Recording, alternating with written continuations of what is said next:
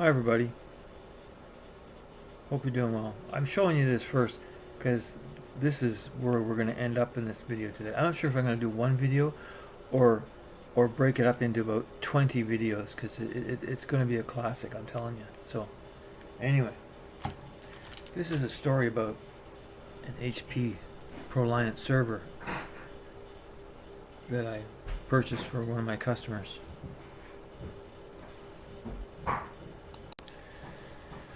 So anyway,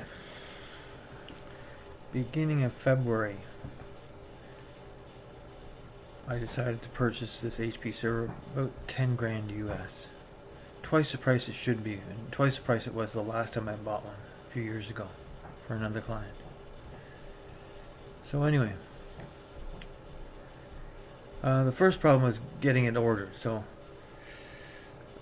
they priced everything out, and I got the quote. Well, of course I shopped around, and much to my dismay, everything was cheaper elsewhere than buying from my supplier, who's an HP distributor. I'm not going to mention any names here, but yeah. So what? And I called them. I said, well, you want $650 for solid state drive? I can get them for $300. And this went back and forth, and anyway and then they wanted to sell me Windows 2022, and I don't want Windows 2022. I need Windows 2019 because I'm gonna be running two applications that are not supported on 2022 yet because it's too new and they're too slow to get their shit together. So I don't want any support hassles, and so I had to buy. I had to shop elsewhere for that too, because they wanted too much money for it as well. Anyway, so I ordered the stuff that was priced right, and the server itself was respectably priced. I couldn't buy it cheaper elsewhere. That was the one thing. That's what I could say about that. The memory I couldn't buy cheaper elsewhere. The power supply I could, but that was nickel and diamond, so I gave them the power supply. And the second processor was around the same money too, so it'd be nickel and dimes. But the solid state drives were way out to lunch. So I told them I can get them for $300. They were quoting me $629, and then they lowered the price to $375. I said no. I said I can get them for $300. And they wouldn't go, and then the price went up to $420. So I ordered them from HP through Amazon, and they wouldn't ship them. The order just sat there, no delivery estimate, no date. We'll email you in. Time went by. I went back to the sale, clicked on buy again. Oh, they have stock. Oh, it's more money now. And now it says it can't ship to my location. Choose a different location. What the hell? And then I checked back a little while later, and they removed all the HP branding, and now it says go to the unknown store. When you click on it, it gives you the home page at Amazon. So HP kind of wiped their name off the vendor page of where I was purchasing them from, because I'm buying them from the same company, just in a different fashion through Amazon. But then a month passed, and I contacted Amazon. Well, what's going on? Oh, well, you'll have them in 48 hours. Oh, great, okay. 72 hours went by. I had to contact him again. Where's my drives? I don't know how the original guy could have said that. From what I see here, we don't have them in stock. And this is a stock by and delivered by Amazon. And the one you're looking at for more money is the third party seller. And I didn't say anything, but I thought to myself, when I bought them, it was HP was the seller, not Amazon. So I think Amazon doesn't want to sell me the drives at $300. They want me to pay $600 for them.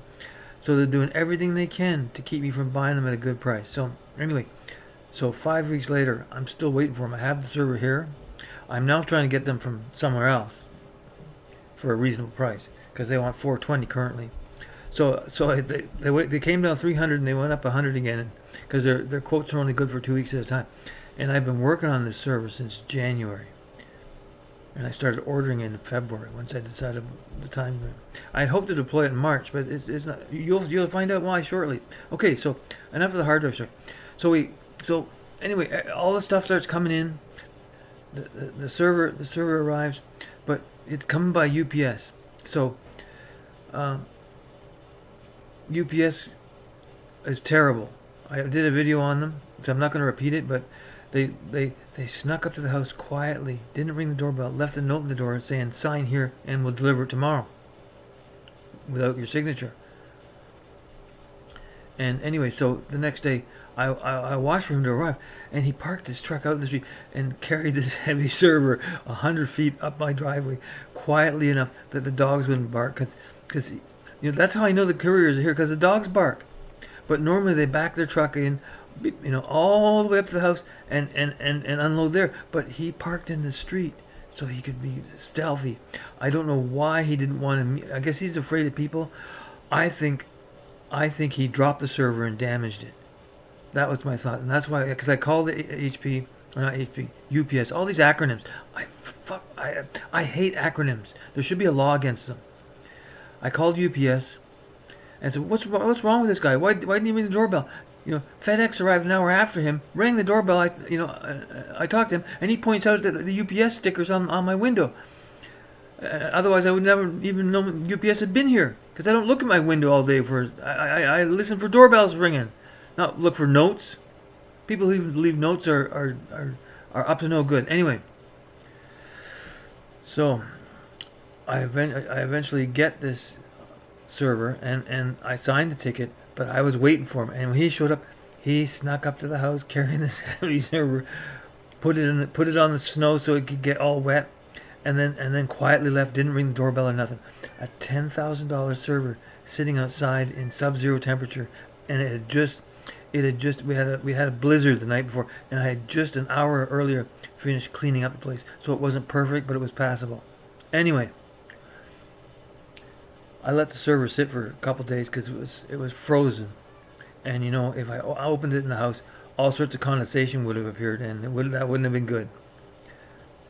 So I just got the box in from outside, wiped the snow off it so it wouldn't get the box wet as it melted in the warmer temperatures indoors. And a couple of days later, I fired it up, and it's just going through the motions. F9, go into the BIOS, cruise through there, see what's going on. F10 for the intelligent provisioning, and the server stopped. It stuck at the splash screen. It says Hewlett Packard. I waited 10 minutes. Nothing. Escape, Control Alt Delete, nothing.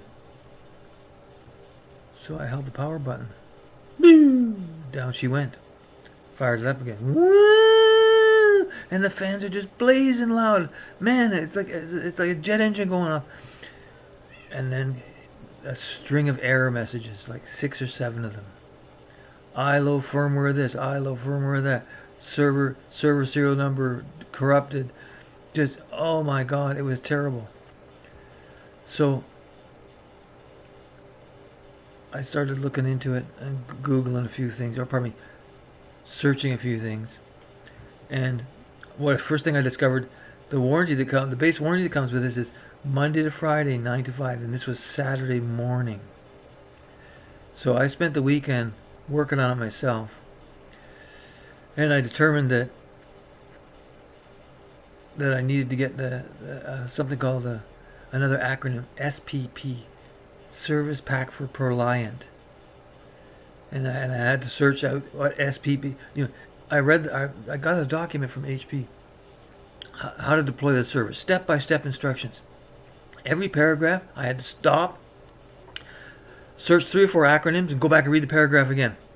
Next paragraph, read it, stop, search the acronyms, go back and in my head is spinning because I'm learning all these acronyms because it's all HP. If you work at HP, they probably speak this way, but for anyone who doesn't work there, it's got to be a nightmare. Setting up your own server that only speaks to the staff, it is not a good document to put on the internet for people to use because we don't speak HP. Anyway, so I went to download it. You have to have a login to download service packs for your server. So I created a profile, and I refused to answer any questions I didn't have to, because the first warning is, we're going to use your data. Yeah, give it to us, we're going to use your data. So I gave them very little. And then I tried to download it, and it says, oh, something's wrong with your profile. You got the wrong country. And I checked, no, I don't have the wrong country. But there's a lot of empty boxes with asterisks beside them. And I started putting a couple in here and there, and it didn't work. So I started putting fake information and filled it all in with all sorts of crap that's wrong. And it worked. I got to download my service pack. Anyway, so I got the service pack. I don't know what to do with it. This is my second HP server. The first one, it's a 9 gigabyte ISO download. It took forever to get it, and I found one that was early September of 2022, and I don't know if that was the latest one. That was one I found one for generation 11. This one's 10. That was the newest one I could find. So I downloaded it, and I went out and came back later. So anyway, so Monday comes along. We're at 11 minutes on this video so far. I've got a long way to go. It's gonna get good. So Monday morning, I contact HP. Oh yes, we're from India. Yes. Oh yeah, I know you can't understand what I say, and the phone kept blanking out every 5 seconds. I only hear half of a sentence. And I said, is your headphone on straight? You plugged in? Because and eventually the line was cut off. I think she just hung up on me because we couldn't communicate. I wasted a half an hour with her, so I had to call back, start over with someone else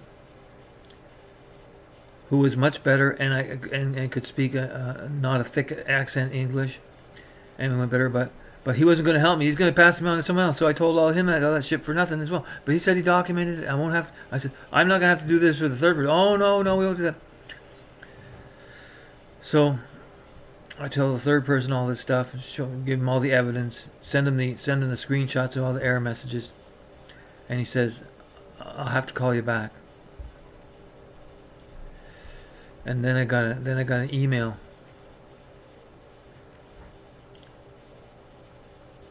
from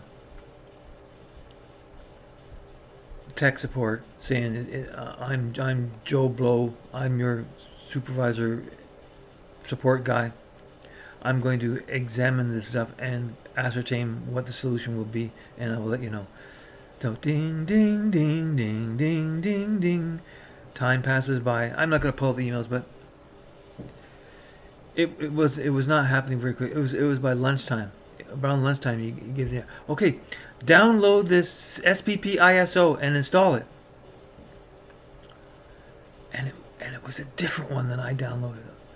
And I thought, you bastard, this is going to tie me up for hours because it's another 9 gigabyte down. No, I'm going to get the one I used, because he sent me videos on how to do it. He says, I want you to do it two ways. I want you to do the offline mode, which is pre-executable environment, and the online mode, which is through Windows. So he sent me 2 videos, one for each. But the pre-executable environment video talked about 2 ways of doing it, using the ILO, which didn't work on my server. That's what the problem was. You couldn't log in. And the other one was to make a bootable flash drive and do it that way. But the video didn't talk about how to do that at all. So I emailed him back. Do you have a video on how to do the bootable flash drive? Because I can't use the other one because ILO doesn't work, so I can't use it. I can't do what you're asking doing that. Duh. And I told him that. I told him intelligent provisioning hangs the server.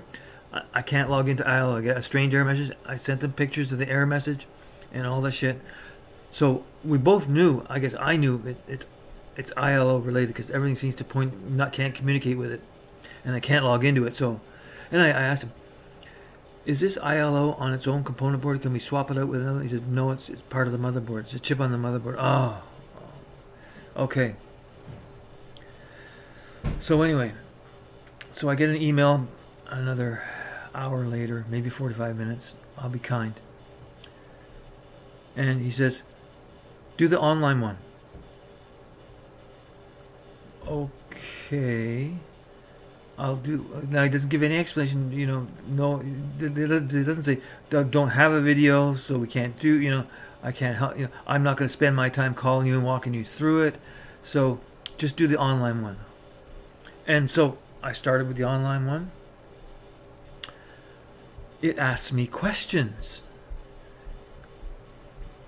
It asks me, do I want to use express mode or automatic or interactive? And below that, it asked me what baseline did I want to use. Did I want to use a different baseline? So I emailed it back. Which one? What should I use? And then another hour goes by. I get an email back. Use automatic. And I said to him, so what if this doesn't fix it? What's the next step? He says, I'll have to send a technician out with a motherboard. Oh, okay. So there's not much, there's not much hope if it doesn't fix it. So anyway, I ignored his instructions. I used interactive mode, and I took a look at everything that's going on, and there's about 40, 50 items. Hard drive firmware, software for this, NIC card drivers, which I'd already updated. So they were higher than what was on the service pack. There were quite a few things that were higher already. So they already said, no, if you run it automatic mode, they're going to skip those. And one of them was the IL05 ROM flash. Was already 2.78, and the service pack was 2.72. So it was not going to flash that. And this is important, so pay attention. So if I'd have followed his instructions, it would have taken, and I asked him about lunchtime how long this was going to take. He said 45 minutes or so, but allow an hour. So he wanted to waste an hour of my time installing all that stuff, except for the things that there's about half a dozen or so that were already higher than that. And I also asked him to